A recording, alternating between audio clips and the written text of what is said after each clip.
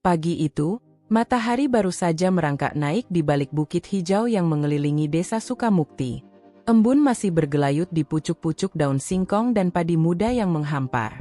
Jalan tanah yang menghubungkan sawah dan pasar desa tampak lengang. Hanya sesekali terdengar derit roda gerobak dan suara ayam jantan bersahutan.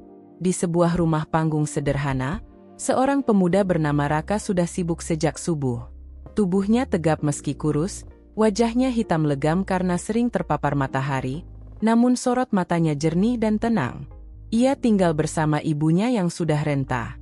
Ayahnya meninggal ketika ia masih duduk di bangku SMP, membuatnya harus putus sekolah demi bekerja apa saja yang bisa menghasilkan uang. Hari-harinya diisi dengan berbagai pekerjaan.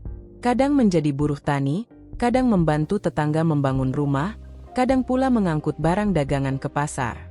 Bagi Raka, pekerjaan apapun bukan masalah, asal halal dan bisa membantu ibunya bertahan hidup. Meski hidupnya sulit, Raka dikenal sebagai pemuda yang ringan tangan. Hampir semua warga desa pernah merasakan bantuannya, entah ketika ada rumah roboh, panen raya, atau sekadar menyeberangkan anak-anak kecil di jalan. Ia jarang menolak bila diminta tolong. Sifat itulah yang membuatnya disukai banyak orang, meski ada juga yang memandangnya sebelah mata karena dianggap tak punya masa depan. Pertolongan kecil di pasar. Hari itu, Raka berjalan menuju pasar desa. Ia berencana membantu Pak Sarman, seorang pedagang sayur yang butuh tenaga untuk mengangkat karung bawang.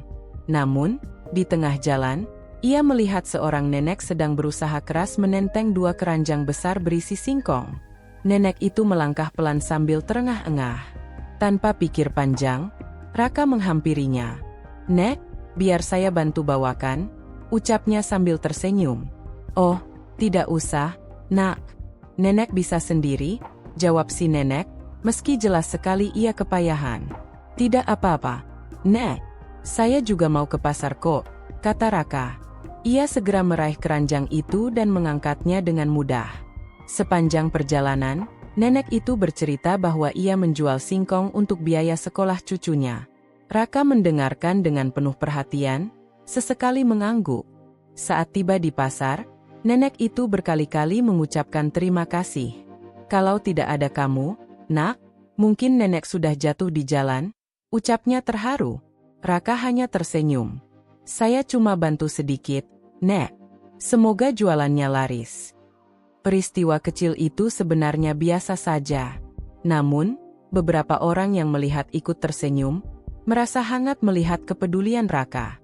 Di pasar desa yang hiruk-pikuk, kebaikan sederhana seringkali menjadi obrolan yang menyegarkan.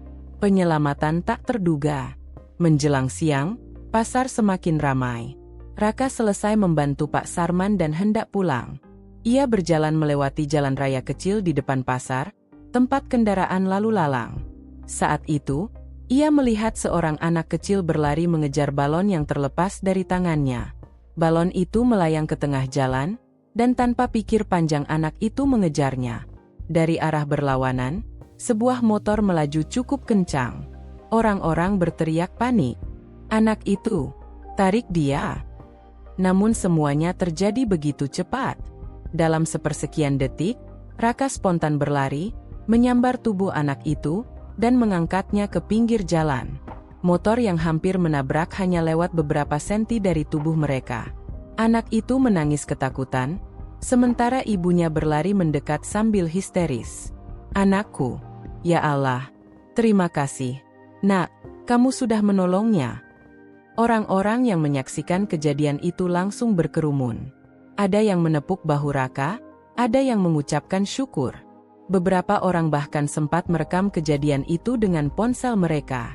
Raka sendiri hanya duduk terengah-engah di pinggir jalan, berusaha menenangkan anak kecil yang masih menangis.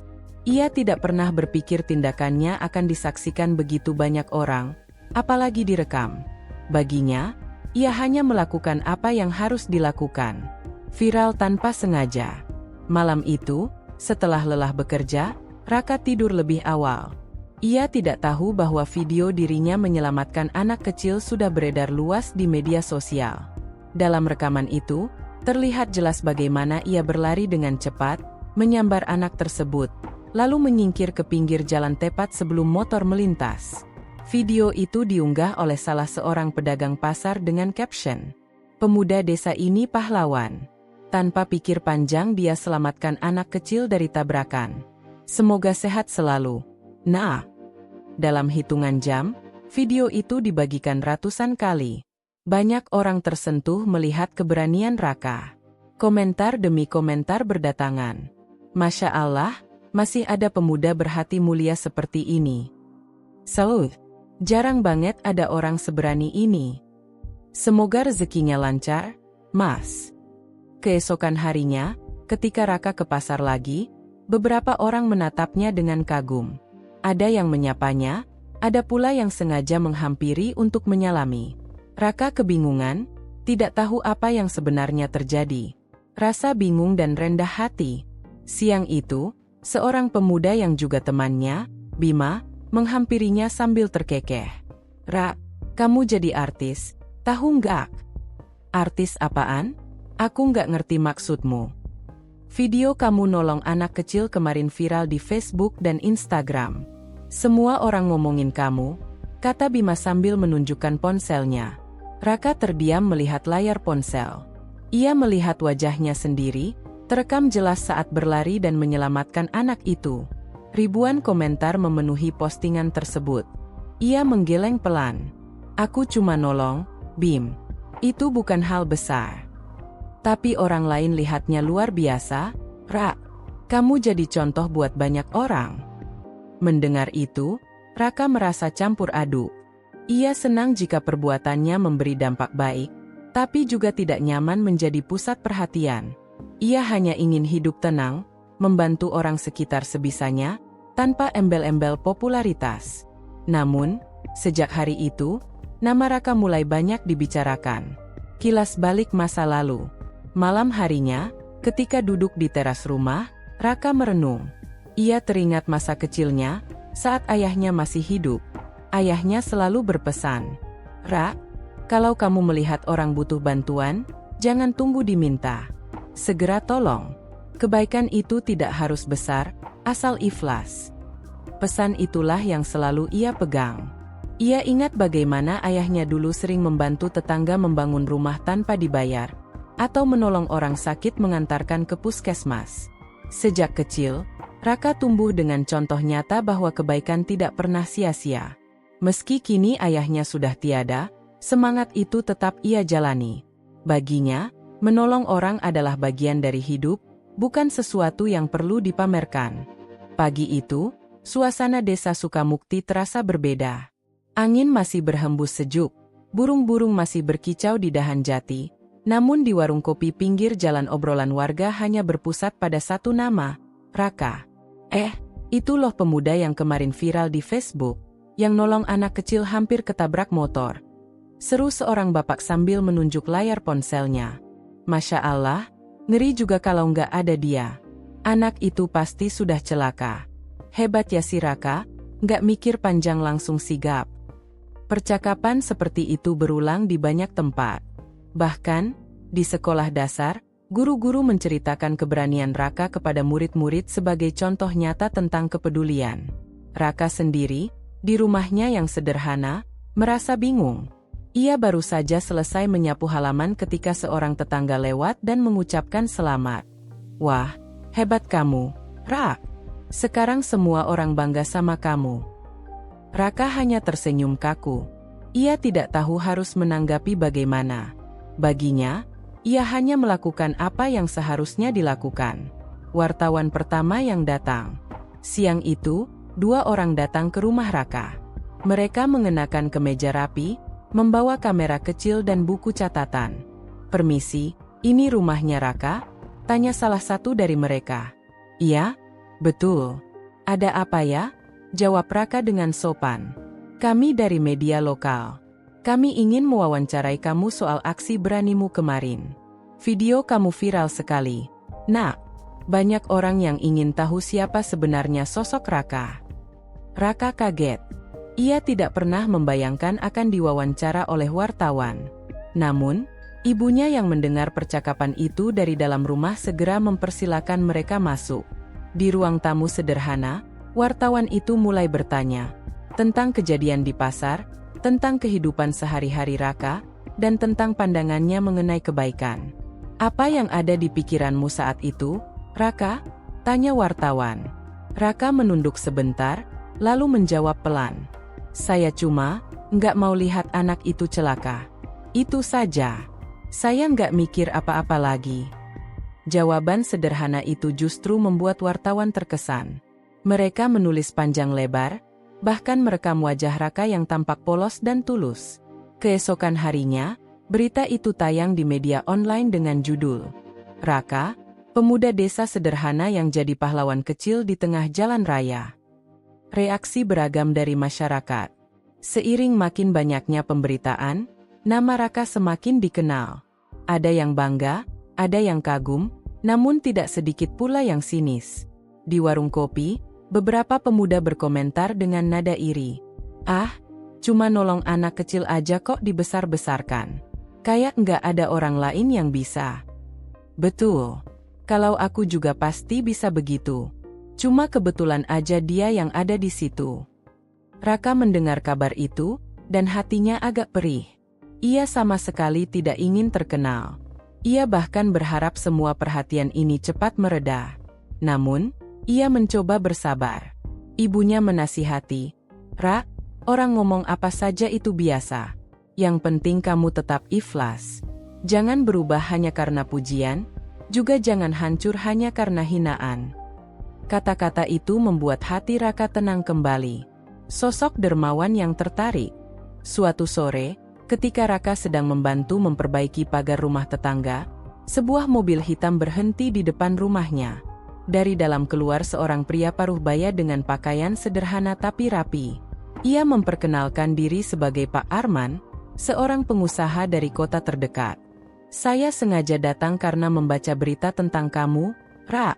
Saya kagum dengan keberanian dan ketulusanmu," katanya sambil menyalami Raka. Raka agak kikuk. "Saya tidak melakukan apa-apa, Pak. Hanya kebetulan saja ada di situ." "Tidak, Nak. Justru dunia ini butuh lebih banyak orang yang berani melakukan hal kecil dengan tulus. Itu tidak kebetulan. Itu pilihanmu." Percakapan mereka berlangsung lama. Pak Arman bercerita bahwa ia sering melakukan kegiatan sosial, membangun sekolah dan panti asuhan. Ia merasa Raka punya jiwa yang sama. "Kalau kamu tidak keberatan, saya ingin mengajakmu ikut kegiatan sosial saya minggu depan di kota. Saya ingin kamu melihat bagaimana caranya kita bisa membantu lebih banyak orang," ajak Pak Arman. Raka terdiam. Ia merasa kesempatan ini besar, tapi juga takut meninggalkan desa dan pekerjaannya. "Pikirkan saja dulu. Saya akan datang lagi beberapa hari ke depan," ujar Pak Arman sebelum pamit. Perubahan kecil di desa. Sejak pertemuannya dengan wartawan dan Pak Arman, kehidupan Raka perlahan berubah. Orang-orang mulai sering datang menemuinya, ada yang sekadar menyapa, ada yang ingin mengenal lebih jauh. Anak-anak kecil bahkan sering memanggilnya, "Kak Raka Pahlawan," setiap kali ia lewat. Ia hanya bisa tersenyum malu. Namun, di balik semua itu, Raka merasa ada beban baru. Ia takut orang menganggapnya sombong jika menolak perhatian, tapi juga tidak ingin dianggap haus popularitas jika menerimanya.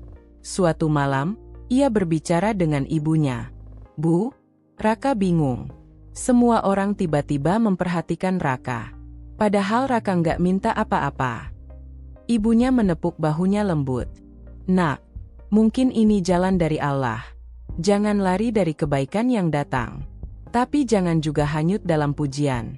Jadilah dirimu yang dulu, sederhana, tulus, apa adanya." Kata-kata itu kembali meneguhkan hati Raka. Konflik dari sekitar. Di sisi lain, beberapa orang desa mulai merasa iri. Ada yang berbisik-bisik bahwa Raka mencari sensasi. Bahkan, ada seorang pemuda yang terang-terangan menuduhnya. Kalau nggak ada yang rekam, mungkin dia juga nggak akan seterkenal ini. Semua orang terlalu lebay. Ucapan itu membuat suasana sempat tegang. Beberapa warga membela Raka, sementara yang lain diam saja. Raka memilih tidak menanggapi. Ia tahu, Semakin ia bicara, semakin panjang masalahnya. Ia hanya ingin tetap membantu orang seperti biasanya, tanpa mempedulikan omongan miring. Langit desa Sukamukti pagi itu cerah, namun hati Raka justru terasa berat. Beberapa hari terakhir hidupnya berubah terlalu cepat. Dari seorang pemuda desa yang biasa saja, ia kini jadi sorotan banyak orang. Setiap langkahnya seolah diperhatikan. Setiap perkataannya dianggap penting. Ia sering berpikir, apakah ini benar-benar takdir yang harus aku jalani? Aku hanya ingin membantu, bukan ingin dikenal. Undangan dari kota. Hari itu, Pak Arman datang lagi dengan membawa mobil hitamnya. Ia duduk bersama Raka di teras rumah sederhana, ditemani secangkir teh hangat buatan Ibu Raka. "Rak," ucap Pak Arman dengan nada serius, "minggu depan ada acara bakti sosial di kota. Kami akan membagikan sembako untuk ratusan keluarga miskin, juga memberikan beasiswa bagi anak-anak yatim. Saya ingin kamu ikut." Raka terdiam. Bayangan kota besar membuatnya gugup. Ia bukan tipe orang yang pandai bicara di depan banyak orang. "Pak, saya ini orang desa. Saya nggak punya pengalaman. Takut malah jadi beban." Pak Arman tersenyum. "Justru itu, Rak. Orang-orang butuh melihat ketulusanmu. Kamu bisa jadi contoh bahwa kebaikan bisa datang dari siapa saja, bahkan dari pemuda sederhana." Raka menunduk. Ia merasa tanggung jawab itu terlalu besar. Namun, ia juga sadar bahwa kesempatan seperti ini jarang datang. "Baik, Pak. Saya akan coba," katanya akhirnya. Tawaran pekerjaan. Kabar bahwa Raka akan ikut acara sosial di kota menyebar cepat. Beberapa hari kemudian, seorang pengusaha lokal datang menemuinya. Namanya Pak Doni, pemilik toko bangunan besar di kecamatan. "Raka," katanya sambil menepuk bahu, "saya lihat kamu anak yang jujur dan rajin. Kalau mau, kamu kerja di toko saya. Gajinya lumayan, lebih baik daripada jadi buruh tani." Raka kaget. Selama ini, ia memang sering berharap bisa punya pekerjaan tetap. Tapi ia juga tahu, bekerja di toko berarti harus meninggalkan pekerjaannya membantu warga desa.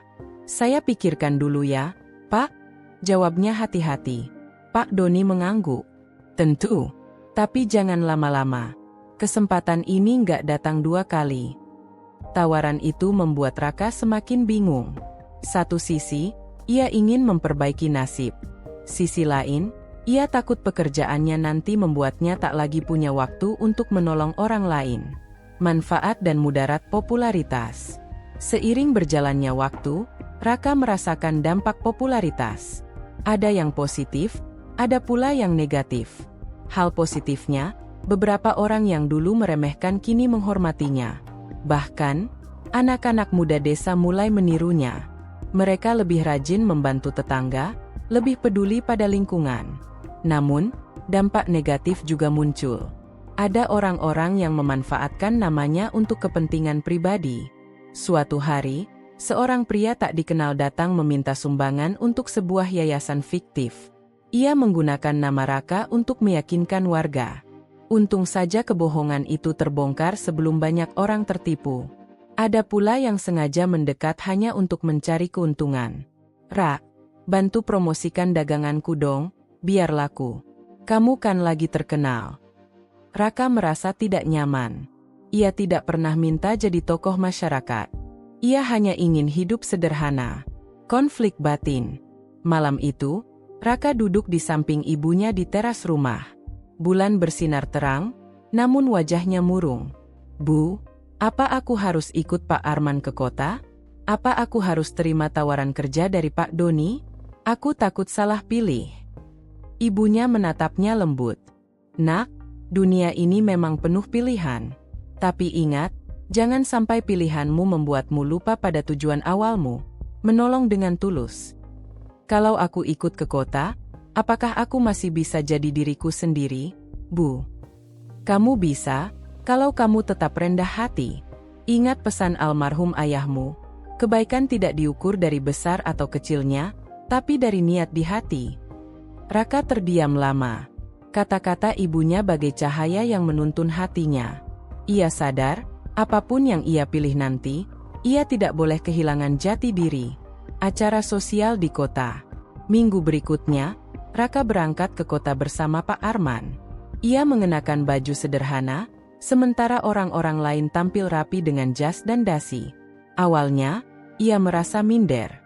Namun, begitu melihat ratusan warga miskin antre untuk menerima bantuan, ia langsung tergerak.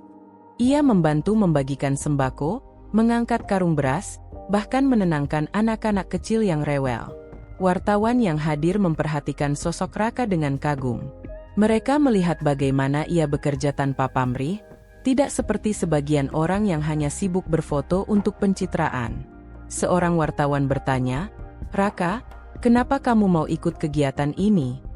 Raka menjawab dengan sederhana, "Karena semua orang berhak dibantu. Saya hanya melakukan bagian kecil saya." Jawaban itu kembali mencuri perhatian. Foto dan kutipannya tersebar luas, membuat namanya semakin dikenal. Kembali ke desa dengan semangat baru. Setelah acara itu, Raka pulang ke desa dengan hati yang berbeda. Ia melihat betapa banyak orang yang membutuhkan pertolongan, bukan hanya di desanya, tapi juga di luar sana. Di perjalanan pulang, ia berkata kepada dirinya sendiri, "Kalau aku hanya menolong 1-2 orang, dampaknya kecil. Tapi kalau aku bisa menggerakkan banyak orang untuk peduli, dampaknya akan jauh lebih besar." Sejak saat itu, ia mulai berpikir untuk membuat sesuatu yang lebih terorganisir. Tidak hanya sekadar membantu secara spontan, tapi membangun komunitas yang bisa memberi manfaat nyata bagi desa. Rencana besar. Beberapa hari kemudian, Raka mengumpulkan teman-teman sebaya di balai desa. Ada Bima, sahabatnya, juga beberapa pemuda lain. "Aku ingin ajak kalian semua bikin kelompok peduli desa," kata Raka. "Kita bisa mulai dari hal kecil, bantu perbaiki rumah yang roboh, ajari anak-anak mengaji atau belajar, dan buat kebun bersama untuk warga yang kesulitan pangan." Awalnya, beberapa pemuda ragu. "Emang kita bisa, Rak? Kita kan juga miskin." Raka tersenyum. "Kebaikan tidak butuh kaya. Yang penting mau bergerak. Kalau kita kompak, pasti ada jalan." Perlahan, semangat mereka tumbuh. Mereka setuju untuk memulai. Pagi itu, udara di desa Sukamukti terasa lebih segar dari biasanya. Embun masih menggantung di pucuk padi, dan aroma tanah basah memenuhi udara. Di balai desa, sekelompok pemuda sudah berkumpul. Raka berdiri di depan mereka, meski wajahnya masih tampak canggung. Ia menghela napas, lalu mulai bicara. "Teman-teman, kita semua tahu banyak warga desa kita yang kesulitan. Ada rumah yang hampir roboh, ada anak-anak yang tidak bisa sekolah karena biaya, ada juga tetangga yang kelaparan karena gagal panen. Selama ini kita hanya mengeluh. Kenapa kita tidak mulai bergerak?" Beberapa pemuda saling pandang. Ada yang mengangguk, ada pula yang ragu. "Rak, kita sendiri aja pas-pasan. Apa bisa kita bantu orang lain?" tanya seorang pemuda bernama Joni. Raka tersenyum. "Justru karena kita tahu rasanya susah, kita juga tahu bagaimana pentingnya saling membantu. Kita tidak harus kaya dulu untuk bisa menolong. Mulai dari tenaga yang kita punya." Perlahan, keyakinan itu menular. Satu demi satu pemuda menyatakan setuju. Maka lahirlah kelompok kecil yang mereka namakan Pemuda Peduli Desa. Gotong royong pertama. Aksi pertama kelompok itu adalah memperbaiki rumah Bu Siti, seorang janda tua yang tinggal bersama cucunya. Atap rumahnya bocor parah, dinding bambunya lapuk. Hari Minggu pagi, Raka dan kawan-kawan datang membawa alat seadanya. Mereka tidak punya banyak uang untuk membeli bahan, tapi warga yang mendengar kabar itu ikut membantu. Ada yang menyumbang genteng bekas, ada yang membawa kayu, ada juga yang menyumbang makanan untuk para pekerja. Suasana gotong royong penuh canda tawa. Anak-anak kecil ikut berlarian membawa paku. Para ibu menyiapkan teh dan singkong goreng. Rasanya kayak suasana lebarannya. Semua orang kerja bareng. Celetuk Bima sambil mengangkat balok kayu. Raka tertawa. "Inilah yang aku maksud. Kalau kita kompak, semua jadi ringan." Menjelang sore, Rumah Bu Siti tampak jauh lebih layak. Atap baru terpasang, dinding diganti, dan lantai diperbaiki. Bu Siti menangis haru sambil berkali-kali mengucapkan terima kasih. Momen itu membuat semangat semua orang semakin berkobar. Belajar untuk anak desa. Tidak berhenti sampai di situ, Raka menggagas ide baru. Ia melihat banyak anak-anak desa yang kesulitan belajar karena tidak mampu membeli buku atau ikut les. Maka, ia mengajak teman-temannya membuka kelas belajar gratis di balai desa. Mereka mengajar seadanya, membaca, menulis, berhitung, juga mengaji. Buku-buku berasal dari sumbangan, papan tulis dipinjam dari sekolah. Setiap sore, balai desa dipenuhi suara riang anak-anak. Mereka duduk di lantai beralaskan tikar, dengan mata berbinar. "Rak, aku bisa baca. Aku bisa baca," teriak seorang anak sambil menunjukkan bukunya. Raka tersenyum bangga. "Bagus sekali. Terus semangat ya." Melihat anak-anak itu berkembang membuat hati Raka hangat. Ia sadar, inilah kebahagiaan sejati, melihat orang lain tersenyum karena kita peduli. Tantangan dan fitnah. Namun, semakin besar kegiatan mereka, semakin banyak pula yang tidak suka. Ada segelintir orang yang merasa tersaingi, terutama beberapa tokoh desa yang terbiasa mendapatkan perhatian warga. Suatu malam, sebuah kabar miring beredar. Konon Raka melakukan semua itu demi mencari popularitas dan uang dari donatur. "Ah, jangan percaya sama dia. Semua itu cuma pencitraan," bisik seorang warga di warung kopi. "Betul. Katanya dia dapat banyak uang dari pengusaha kota. Mana buktinya dibagi ke warga?" Kabar itu cepat menyebar, membuat sebagian warga ragu. Ada yang mulai menjauh, ada yang berhenti ikut kegiatan. Raka mendengar gosip itu, dan hatinya perih. Ia merasa semua niat tulusnya diragukan. Malam itu, ia duduk termenung di teras rumah. Ibunya menghampiri. "Kenapa murung, Nak?" "Aku difitnah, Bu. Orang bilang aku cuma cari nama." Ibunya menatap dalam-dalam. "Nak, orang bisa berkata apa saja. Tapi kebenaran akan terlihat dari perbuatanmu. Jangan berhenti hanya karena lidah orang yang tajam." Kata-kata itu kembali menguatkan hati Raka. Bukti nyata. Raka tidak membalas fitnah dengan kata-kata, tapi dengan tindakan. Ia bersama kelompoknya tetap melanjutkan kegiatan. Menanam kebun bersama di tanah kosong milik desa. Mereka menanam sayuran yang hasilnya bisa dibagikan kepada warga kurang mampu. Awalnya banyak yang meremehkan. Namun, beberapa bulan kemudian, kebun itu mulai panen. Ratusan ikat kangkung, bayam, dan sawi dibagikan gratis kepada warga miskin. "Subhanallah, ini benar-benar nyata," ucap seorang ibu sambil menerima sayuran. Melihat bukti nyata itu, gosip yang beredar mulai hilang dengan sendirinya. Warga kembali percaya kepada Raka dan kelompoknya. Bahkan, mereka semakin kagum karena Raka tidak pernah marah meski difitnah. Dukungan dari luar. Kabar tentang kegiatan pemuda peduli desa sampai ke telinga banyak orang di luar desa.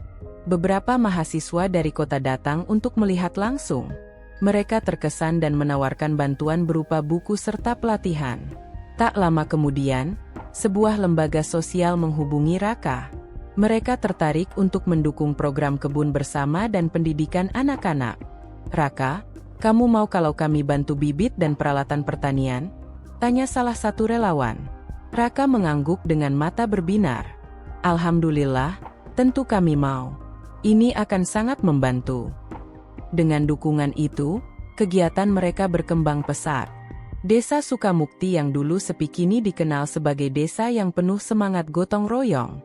Ujian besar. Namun, ujian kembali datang. Seorang tokoh desa yang iri melaporkan bahwa kegiatan Raka ilegal karena tidak memiliki izin resmi. Ia menuduh Raka menyalahi aturan dan mengumpulkan dana tanpa transparansi. Raka dipanggil ke kantor kecamatan untuk dimintai keterangan. Banyak warga khawatir ia akan dituduh macam-macam. Di hadapan pejabat kecamatan, Raka menjelaskan dengan jujur. Ia menunjukkan semua catatan sederhana, berapa sumbangan yang diterima, bagaimana dibelanjakan, siapa saja penerimanya. Semua transparan. Pejabat kecamatan terdiam, lalu berkata, "Saya kagum. Jarang ada pemuda sejujur ini. Kegiatanmu bukan pelanggaran, justru teladan." Lanjutkan, Nak. Berita itu segera menyebar, membuat fitnah runtuh. Orang yang melaporkannya justru malu sendiri. Pagi itu, Balai Desa Sukamukti penuh dengan orang. Kursi-kursi plastik tersusun rapi, spanduk sederhana bertuliskan, "Syukuran hasil panen kebun bersama Pendidikan Anak Desa," terpasang di depan. Anak-anak berlarian membawa buku, pemuda sibuk menata sayuran hasil panen, sementara para ibu menyiapkan makanan untuk disantap bersama. Suasana riuh penuh semangat. Raka berdiri di samping balai, menatap semua keramaian itu dengan mata berkaca-kaca. Ia masih sulit percaya, dari langkah kecilnya menolong orang, kini lahir sebuah gerakan yang membuat seluruh desa hidup kembali. Acara syukuran. Kepala desa berdiri di depan warga, tersenyum lebar. "Warga sekalian, hari ini kita berkumpul bukan hanya untuk panen sayuran, tapi juga merayakan semangat baru desa kita. Semua ini berawal dari pemuda kita, Raka, yang dengan niat tulusnya menggerakkan kita semua." Orang-orang menoleh ke arah Raka. Beberapa bertepuk tangan, anak-anak bersorak menyebut namanya. Wajah Raka memerah, ia merasa malu sekaligus bahagia. Kepala desa melanjutkan, "Dulu kita sering mengeluh tentang kemiskinan. Tapi Raka membuktikan bahwa perubahan bisa dimulai dari niat kecil. Hari ini, kita punya kebun bersama, rumah-rumah warga yang diperbaiki, serta kelas belajar gratis untuk anak-anak." Tepuk tangan bergemuruh. Raka lalu diminta maju untuk berbicara. Ia sempat menolak, tapi warga mendorongnya. Akhirnya ia berdiri di depan mikrofon. Saya sebenarnya tidak punya banyak kata. Semuanya terjadi bukan karena saya, tapi karena kita semua. Kalau bukan karena gotong royong, semua ini tidak akan ada. Saya hanya ingin menolong, dan ternyata kita semua bisa saling menolong." Kalimat sederhana itu membuat banyak orang terharu. Tawaran tak terduga. Beberapa hari setelah acara syukuran, Raka menerima tamu tak terduga. Seorang pria paruh baya dengan pakaian rapi datang ke rumahnya. Ia memperkenalkan diri sebagai Pak Dimas, seorang pengusaha sekaligus pengurus lembaga sosial di kota. "Saya mendengar banyak tentang kegiatanmu, Nak. Apa yang kamu lakukan sungguh luar biasa," kata Pak Dimas sambil tersenyum. Raka mengangguk kikuk. "Terima kasih, Pak. Tapi saya hanya melakukan apa yang saya bisa." Pak Dimas menatapnya serius. "Anak muda seperti kamu langka. Kami ingin mendukungmu lebih jauh. Kalau kamu mau, kami bisa memberikan beasiswa agar kamu bisa melanjutkan kuliah di kota. Dengan ilmu yang lebih luas, kamu bisa membawa lebih banyak manfaat untuk desa ini." Raka terkejut. Ia tidak pernah membayangkan ada orang yang akan menawarinya kesempatan sebesar itu. Namun hatinya bimbang. "Pak, saya takut kalau saya pergi kuliah, kegiatan di desa ini akan terhenti." Pak Dimas tersenyum bijak. "Tidak, Nak. Justru dengan kamu kuliah, kamu bisa kembali dengan ilmu yang lebih besar. Kamu bisa mengajarkan banyak hal, bukan hanya pada anak-anak, tapi juga untuk pembangunan desa." Pergulatan batin. Malam itu, Raka merenung lama di teras rumah. Ibunya duduk di sampingnya, menatap wajah anaknya dengan penuh kasih. "Bu, kalau aku kuliah di kota, aku akan meninggalkan semua ini. Aku takut semua berhenti." Ibunya menggenggam tangannya. "Nak, kamu sudah menyalakan api semangat di hati warga. Api itu tidak akan padam hanya karena kamu pergi sebentar. Justru api itu akan menyala lebih besar kalau kamu kembali dengan ilmu baru. Percayalah, semua ini tidak bergantung hanya padamu." Raka terdiam. Ia sadar, ibunya benar. Selama ini ia terlalu khawatir, padahal banyak pemuda lain yang juga bersemangat melanjutkan kegiatan. Perpisahan yang haru. Beberapa minggu kemudian, Raka resmi berangkat ke kota untuk kuliah dengan beasiswa dari Pak Dimas. Sebelum berangkat, seluruh warga berkumpul di balai desa. Anak-anak berbaris sambil membawa bunga kertas buatan sendiri. Para ibu membawa nasi tumpeng. Para pemuda mengiringinya dengan musik sederhana dari kentongan dan gitar. "Raka, jangan lupakan kami ya," teriak seorang anak kecil sambil melambai. Raka menahan tangis. Ia berlutut, memeluk anak itu. "Tidak, aku tidak akan pernah melupakan kalian. Aku akan kembali, membawa ilmu untuk desa ini." Tangis haru pecah di balai desa. Semua orang melepas kepergian Raka dengan doa dan harapan. Kehidupan baru di kota. Kota adalah dunia yang berbeda. Gedung-gedung tinggi, jalanan ramai, dan orang-orang yang sibuk. Awalnya Raka merasa asing. Namun semangatnya untuk belajar membuatnya cepat beradaptasi. Ia mengambil jurusan pembangunan sosial dan pertanian berkelanjutan. Jurusan yang menurutnya bisa membawa manfaat langsung untuk desa. Hari-harinya penuh dengan kuliah, diskusi, dan penelitian. Ia belajar tentang teknik pertanian modern, manajemen komunitas, serta teknologi yang bisa diterapkan di desa. Meski jauh, ia tidak pernah lupa menghubungi pemuda desa lewat telepon. Mereka rutin bercerita tentang perkembangan kebun bersama, kelas belajar anak-anak, dan kegiatan sosial lain yang terus berjalan. "Rak, tenang saja. Kami teruskan semua yang kamu mulai. Kamu fokus belajar," kata Bima suatu malam lewat telepon. Hati Raka lega. Ia sadar, api semangat itu benar-benar tidak padam. Kembali ke desa. 4 tahun kemudian, Raka lulus kuliah dengan prestasi gemilang. Ia menolak tawaran kerja di kota, memilih pulang ke Sukamukti. Kedatangannya disambut meriah. Desa yang dulu sederhana kini sudah jauh berubah.